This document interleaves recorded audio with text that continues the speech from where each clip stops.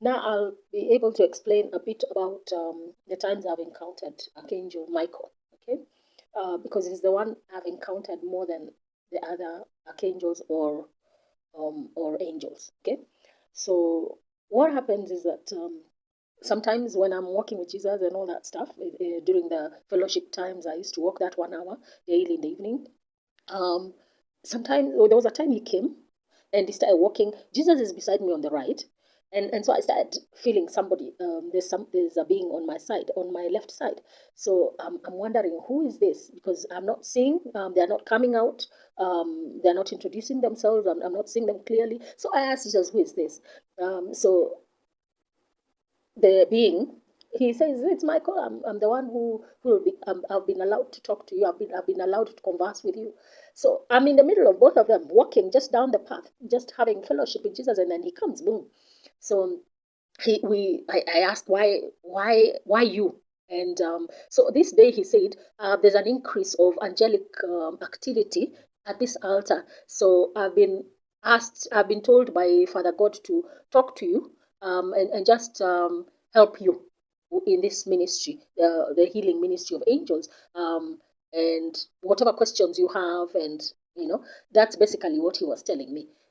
But somehow, as usual, the questions I want to ask, I forget because I was not prepared for the questions that day. But as the other times when Jesus had told me, like as all sometimes when he's talkative, he tells me, let's just talk anything, and you just start a normal conversation, everyday conversation, nothing spiritual or anything like that. So the same as Michael on this day, because I didn't write down any specific things we talked about, but I just asked. He just explained some things. Whatever I asked, he explained. And sometimes I was getting guilty. I was like, I'm ignoring Jesus, and he's walking with us here. So I turned to Jesus, and I'm like, I'm so sorry for I'm conversing with Michael until I'm forgetting you're here. And he just looks at me and smiles as usual. That's what sometimes he does. He just smiles at me. He doesn't say anything, and we just continue walking. And then I forget. I don't even see his figure anymore as I'm talking with Michael until when I remember, oh, Jesus is supposed to be, we're supposed to be having a conversation, I mean, a fellowship with him. So it was once, and I think I had that guilt conscious, like, is it 2 or 3 times during that hour of fellowship? But he didn't say anything. He just we were just walking. That's what we do, just fellowship.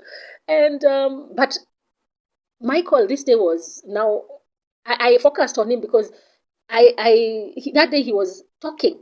He was talkative. He was responding to my questions, and we were talking. And he was revealing things. As I said, I didn't write anything specific, so I don't remember if there was anything specific or outstanding that I could remember afterwards to write. So that was an interesting day. And then the other times I have encountered him, there was a time I've not recorded this, but I was betrothed by Jesus, and I didn't know it was a betrothal until I listened to Sid Roth. He's a guy, journalist who has a Christian guy who has a channel. I think it's called It's Supernatural. So Sid Roth was interviewing another lady. I think she's called Anne Roundtree, and this particular day she was explaining her experiences just like I'm explaining in these recordings. And so she came to the place where she was explaining how she was put on a robe, she was put on jewels, and then there was this canopy that was put over her and Jesus. And so she was basically explaining something that I went through. So that's when I realized, oh my God, that was a betrothal, because Sidroth is well, he says he's a Jew, but now we've realized Israel is a black man. So you wonder what, as Kenazi or whatever they call themselves, maybe that's what he is. So he was explaining, do you realize that this is a Jewish wedding, betrothal ceremony that you went through? Even her, she was surprised because she was not explained for the same way I was not explained for. So in this, I was just explaining about that. In this case, Michael I saw 5 senior angels come. Jesus stopped me somewhere in the middle of a path, and then I saw 5 senior angels, but I only saw 2 clearly, and then the other 3 I didn't, and then the only one I was given the name was Michael. Okay, so one angel came, and there were papers that were handed to Jesus, and he looked at them, and then he tells me, sign. So I turned to him as like, what am I signing? Um, why should I? It's you who should be signing. I mean, why are you telling me to sign? So I had too many questions. I hesitated. So he took my hand. When he took my hand, he signed. He signed his name. He signed his name with my hand. Okay, and then another document was brought, and then this one, he didn't hesitate. He didn't wait to tell me sign. He just took my hand, and he wrote some things on it that I was not privy to see. He wrote some things on it, and then he signed his name again. Okay, so still that incident went, and then Michael was called. Now I can't remember what he was called. No, yes, he was called, and then he came, I think, with a tray or something that had all this jewelry, and I was put on all these things. A crown. I was put on a robe. I was put on a ring on my right hand finger, the middle finger of my right hand. I was put a ring. I was put, what else was I put? I was put so many things. I was adorned with so, like what now Sidroth was explaining. That usually happens in betrothal service, a Jewish betrothal service. And then these two other angels came and covered us with what do you call it? It was, I call it, like, it looked like a bed sheet. It's something, a canopy, yeah? White sheet kind of looking like thing, yeah? That covered Jesus and I. So they held it. It was rectangular. So the two angels were holding each on one side, two ends of one side, and so they covered us. So when they covered us, it rained inside that canopy. It started raining, but no, I knew it wasn't just water. I knew it wasn't rain of water. So I was being told these are blessings. These are, I was told other things, because now Jesus, whenever I was asking what's happening, he was explaining, oh, this is a release of this and this. Like now when I signed the second document, he told me, okay, this was an healing, a release of healing for the, the 2020 time. Yes. So it was during that 2020 period. So it was a release of the healing of that, the thing, the CV-19 thing. Okay, so it was what was released was to bring healing, okay, to the world. So that's what he was explaining. To everything I asked him, he was like, okay, this is for the remnants. This is it. He wasn't pointing to me that this is a betrothal. So I didn't know. I had no idea what was all this until now. I listened a few weeks or a few days later, I was led now to listen to Sidroth, that particular video. I said it's Anna or Anne Roundtree. In fact, she was not even interviewed. Her face was not seen. He did a voice interview, okay, and I never saw how she looked like. So that's how I knew I had actually been betrothed, and I didn't know. I had no understanding. So most of the time, the angels would do something, Jesus would do something, the Father would do something, but they don't explain. Until now, either I'm led to listen to somebody else, another remnant, or somebody to explain, and I just catch an explanation of whatever happened to me through them, or I'm reading the Bible and I come across something. So most of the time, that's how I used to get my answers. And also sometimes he will explain. Okay. And sometimes up to now we haven't got some answers. So that particular day, Michael is the one now who was told to dress me. So he put me all these things, and then that was just that experience for that. And then the other angel I was telling you that I saw clearly, like Michael, Archangel Michael. I don't know if this one is under Michael or he's a senior angel. He was dressed as a ninja, okay, and I recognized him because I have seen. I don't know whether it's him I have seen or another angel like him dressed as a ninja in my small sister's office. A few times. There's a time I went and we prayed in her office, and I was revealed for that angel that is usually behind her desk, behind her chair. And I asked her, "Do you know there's an angel here that is behind you? That is always behind your desk, and he's dressed in a way covered completely, just the eyes, So she's like, yeah, I've seen him before. He's dressed like a ninja. That's how I knew it was a ninja. I didn't know. I had no idea. I understand because I was just shown the face. I was not shown the rest of the body. So she's like, yeah, he's dressed like a ninja. He always just his face is the one that is visible. So I told her, yeah, that is what I saw. And I think I've seen him twice at her office. And also now, during this time in Kitui, I have seen in this period that I was seeing a lot of angels and all. I've seen him like I think twice. This is either the first time or the second time I was seeing him. I don't know if it's the same angel. I never understood whether it was the same angel or it's a class of angels that are dressed like ninjas. Okay, and the ninja, the clothes they're wearing are dark, so it's like black or a dark color. Whatever color it was, maybe the same black like you see on if you Google ninja kind of whatever dressing. I think it's Asian or Japanese or something like that. So that's how it is, and that's how they look. Okay. So another time, I've encountered Michael. I've encountered him like twice more, two or three more times.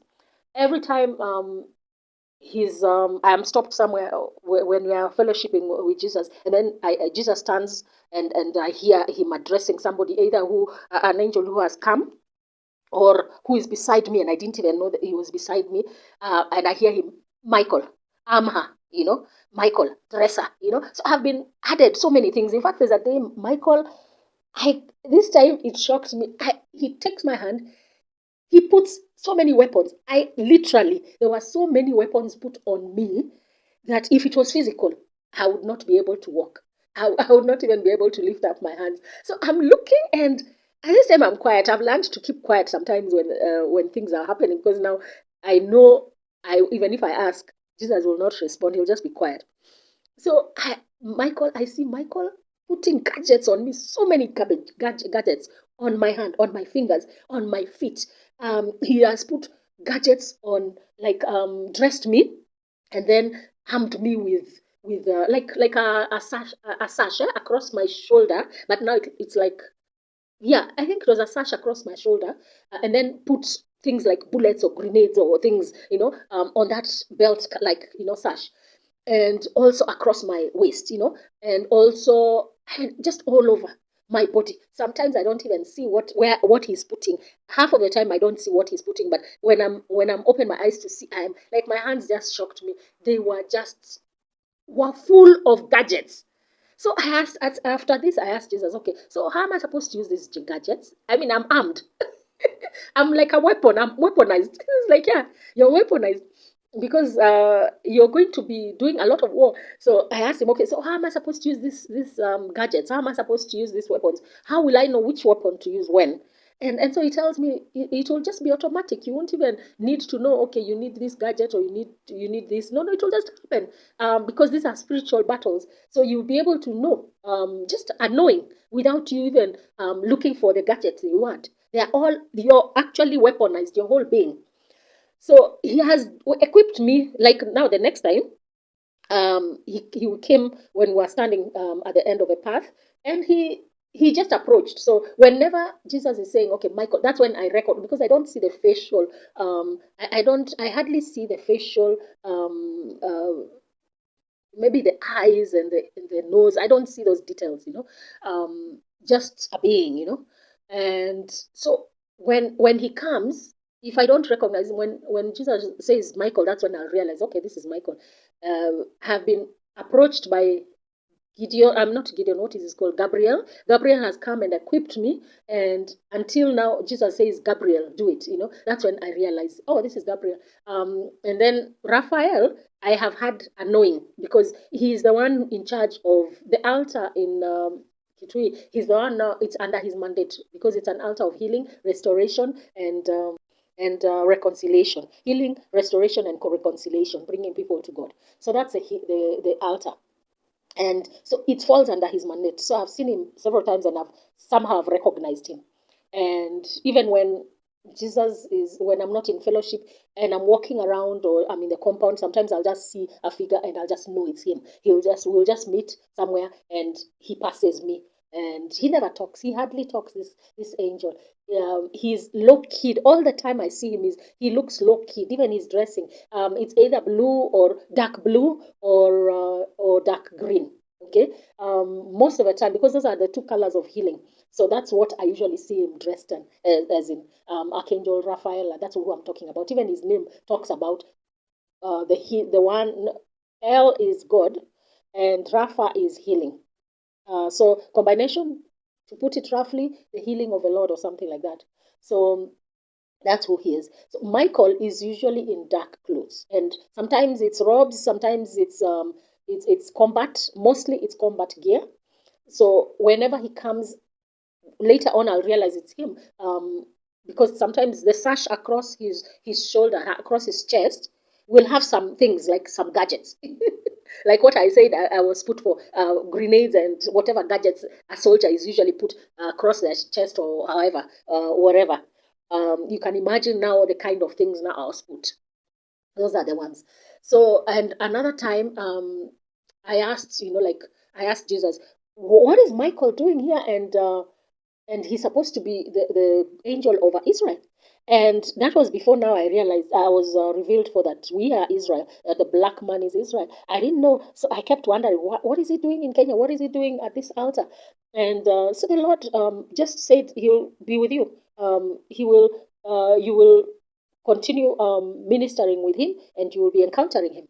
And that's all he said. He didn't explain anything else. And I just received it as it is. And what other time? Oh, there's another one. Oh my God. This one, after he finished equipping me, I think it's the second or third time now and then he said, it's finished. Everything is ready now. It started off with Jesus. That it was on 3rd of June of 2020. 3rd of June of 2020. That's when I got this vision of Jesus. Okay, so first I saw a huge dark beast. So just to recap again, just accurately, he looked. It looked like a very big dog, friendly beast. That's what I wrote, and it was next to Jesus. And then the picture changed, and I saw a lion, the Lion of Judah, appear from that whole image again. And then he was still walking towards me. And as the lion approached, I literally couldn't look that direction because my spirit was reacting to the glory, the emanating from the lion. And then he transformed and he became a human. He came now in a human form as Jesus. And I saw, actually, it wasn't the same day that I saw Michael. I saw Michael 2 days later. I don't know why I was thinking these two incidences were. Maybe it's because of what I saw Michael turning into. So I thought they were the same day.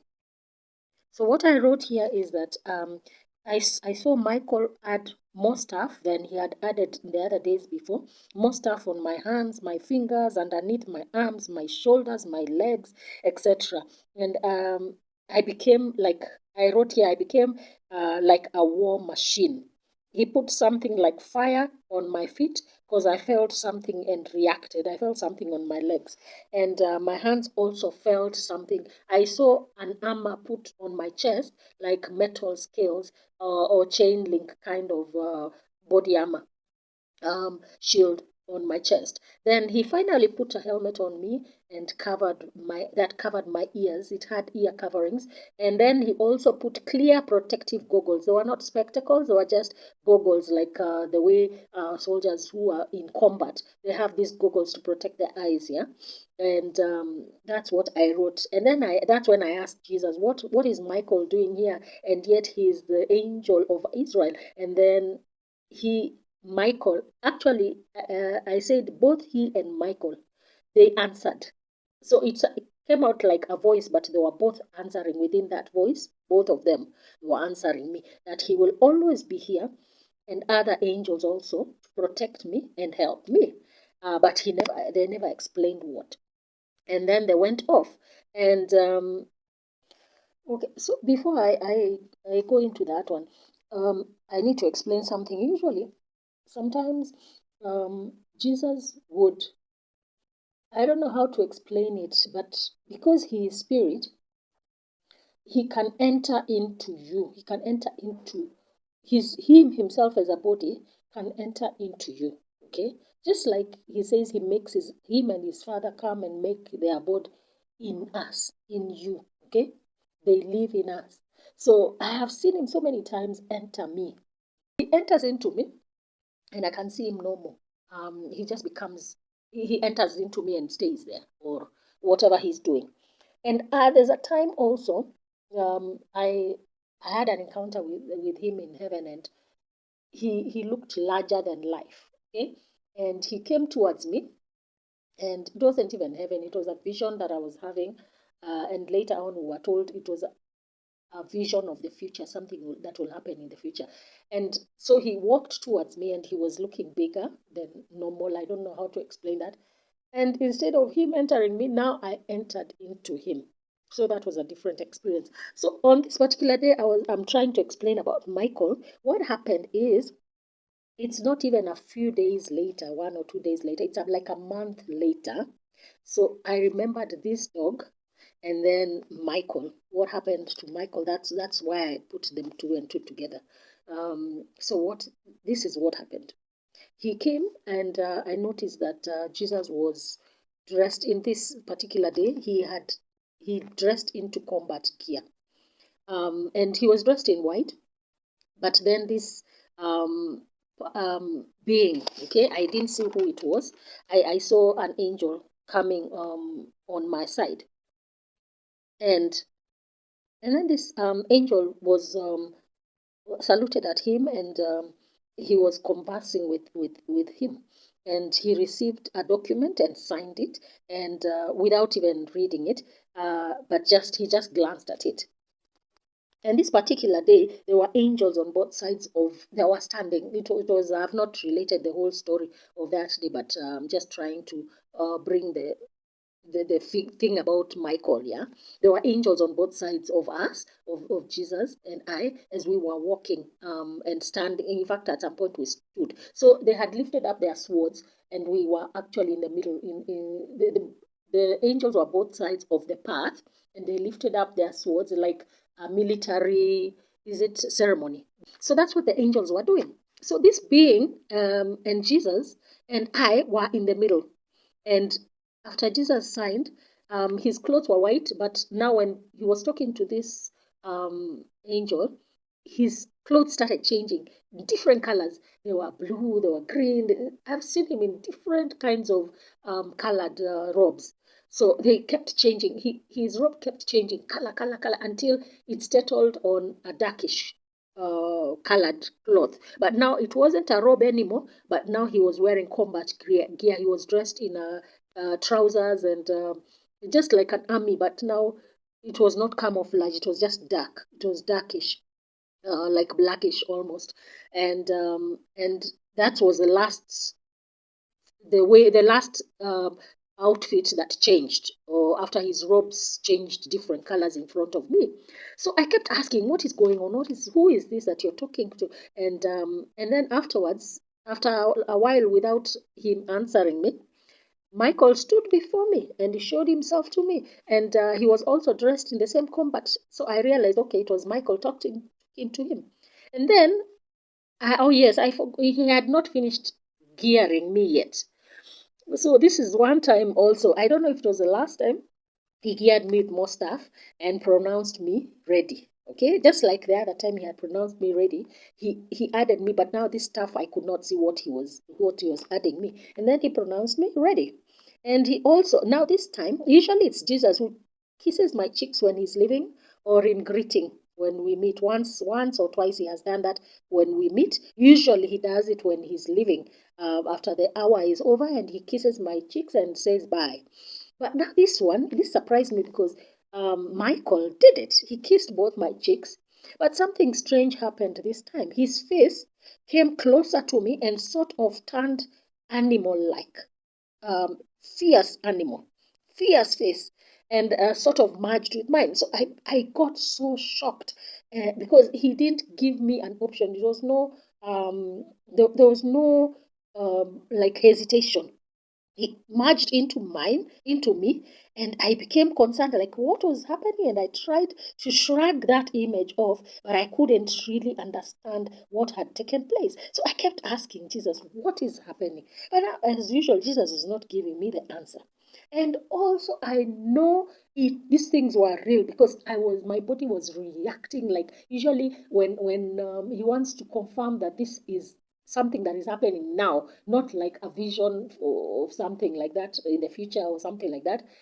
I will react. My body will react because of the anointing, because of the angels are very powerful. So the anointing is it can flow you as a human being. It's very powerful.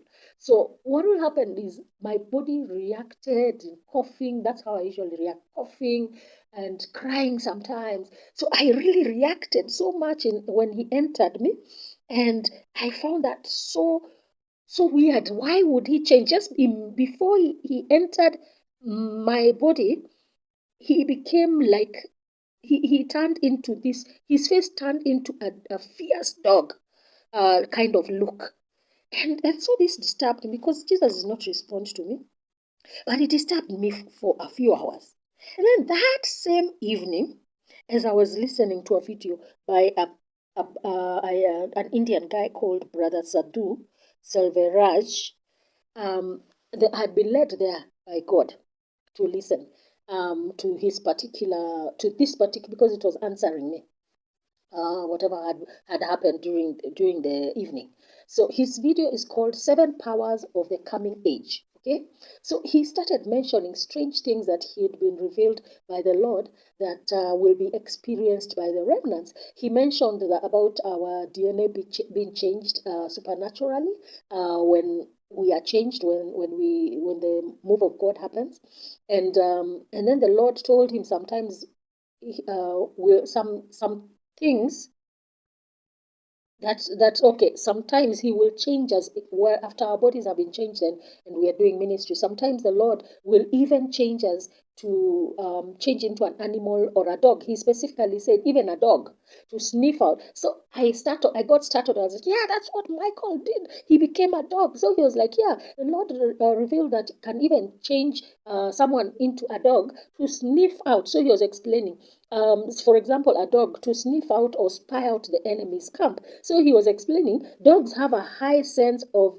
demonic presence, and so it could happen like that. So we can sniff out demons in people, know or know who the Nephilims are, or even the wolves or the werewolves that are in human bodies. So versus like now normal human beings, you will not be able to sense these things. But now when spiritually you see them, or the Lord brings this kind of person, reveals this kind of person to you, you'll be able to sniff. If you're turned into a dog, you'll be able to sniff these Nephilims out, so that you can either, he was explaining, so that you can either inform other believers, either to avoid that person or that area, or fight with wisdom, knowing who and what we were fighting. So that's what he was explaining. And so it's actually God ministered to me, and I felt in my spirit, I was like, that is what he was telling me. That is the image he was telling me that Michael became. So he was revealing to me that seeing a dog with Jesus, or Michael turning into a dog is a creation of God. But I've been brought up in the deliverance ministry and just the Christian ministries, to know that when you see a dog in your dreams or spiritually, it's what do they say, that a dog is an unclean spirit. Okay, for example, if you see a dog, it could mean sexual immorality, or just a demonic evil. Like dogs are usually depicted like that spiritually when you see. But now God was revealing that what we know is not necessarily what is real. Okay, those are just people's interpretations that they're being given, and also different. Another thing I've come to know that different things that people are seeing in the spirit mean differently according to what God wants that interpretation to mean. It doesn't mean that because you're seeing a dog, it means the same thing like everybody else when they see a dog. When you see a car, for example, in your dreams, it doesn't mean that it's necessarily means the same thing that people's journeys. Yeah, that that's the interpretation usually people give to seeing a car or transportation of any kind. So God has started making me realize, no, that could mean something else. So what you need to do is rely on the Holy Spirit to reveal to you things, not assume or decide, okay, significance of this in a dream or a spiritual vision means this. No. At this time, you have to have a particular translation from the Holy Spirit because it might mean something else from what other people know. So that's what he was teaching me, that don't rely on what you know, don't rely on things that you thought you knew.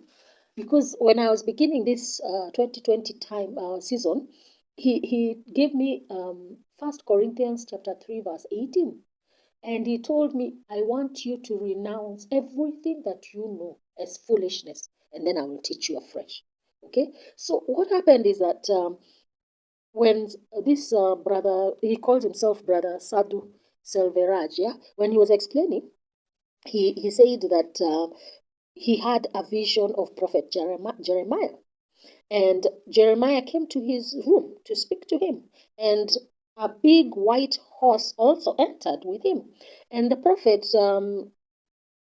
Jeremiah tells him that that horse was his means of transport in the spirit, just like Elijah had had rode like just like Elijah rode one in the spirit when he outran King Ahab's horses or and chariots. So that's the time I even got that revelation, and even got that revelation that, oh, you mean Elijah was in the spirit, he was riding a horse. That's why he rode faster than Ahab's horses, because that's now it was a spiritual horse. And then he also revealed to him that these animals and other things are the means of transport in the future. That is means of transport in the spirit. And he also confirmed that he actually told him, sit on it, sit on the horse. And so he hesitated like me. And when he hesitated, Jeremiah pushed the horse inside him. I'm telling you, you cannot make up these spiritual things, especially in this era. You cannot make up these things because they are shocking and they are surprising. For those who don't understand, just receive them and ask God to reveal because it's just unbelievable. I cannot even have, there is no scriptural basis for all these things that I am reading, yeah, that I'm telling you.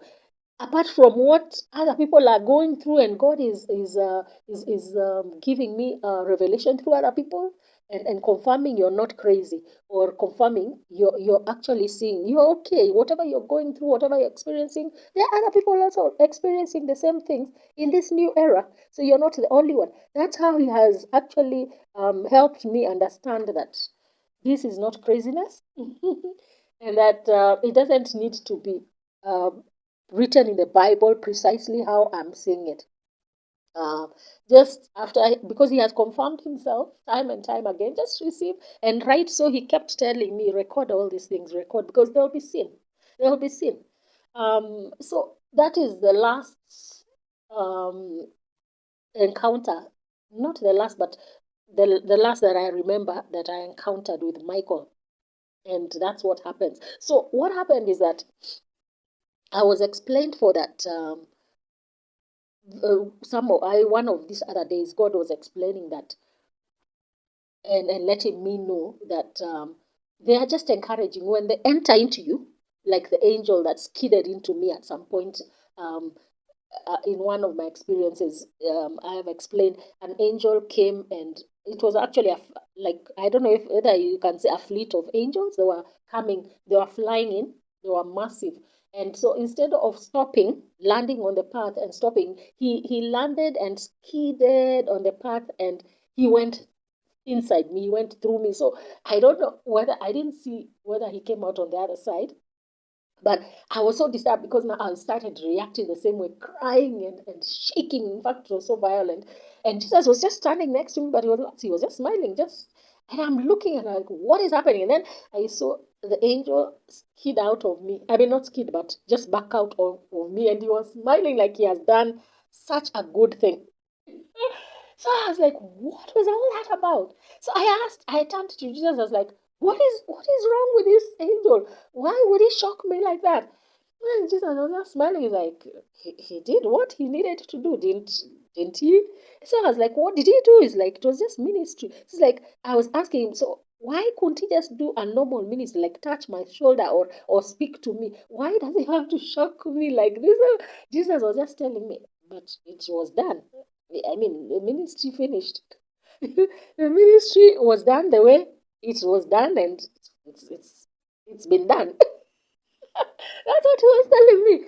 And I was like, oh my God, why did he have to be so dramatic and shock me? And they were laughing. These angels are left laughing, and they're left just, it's like they're having fun on my expense. But I came to realize it's not just having fun on my expense. They are happy. They are so glad and mesmerized that I can see them or I can hear them or I'm communicating with them because they have not had this kind of freedom. So later on, at some point, one of those other days, Jesus was explaining they are excited because they have not had this kind of close relationship with human beings like they're having in this season. And so it's so much excitement. Michael, I have met him several other times, but now not as individually like I had encountered him during this period. Other times I have met him with the other archangels. Okay. Um, I think we have been shown like seven archangels, but there's a friend of mine who has seen eight of them. So I don't know. What I understood from the book of Revelation, there are seven because they are called stars, seven stars. So stars are representing the angels, okay? Because in the book of Revelation, stars were representing the seven angels of the churches, the seven churches, yeah. But we have always assumed there were seven. But there was a day we were having ministry and she was shown eight. So I've encountered them, but now as all the angels, all the archangels together, they have released us together. When I think it was last year or this year, the beginning of this year, they blessed us. Jesus brought them together with some other saints from heaven, and all of them blessed us and released us into the service of the Lord in the new move. Okay? Especially as well as Father and Jesus, they also blessed us. And also our relatives, my grandfather, I think he was there, my mom and my dad were there. I think those are the three people that I saw. In that, the room was very crowded. Our friend, the CIA, she's the one who was seeing and describing everything. She was like, your room is so crowded, all sorts of angels and saints. There are so many of them there. So every time I see him after coming from Kitui, is with now the other angelic archangels. So maybe I should finish off that about Michael. It's gone on too long. But I thank you so much for listening. And I hope I'll meet you in the next recording. Thank you.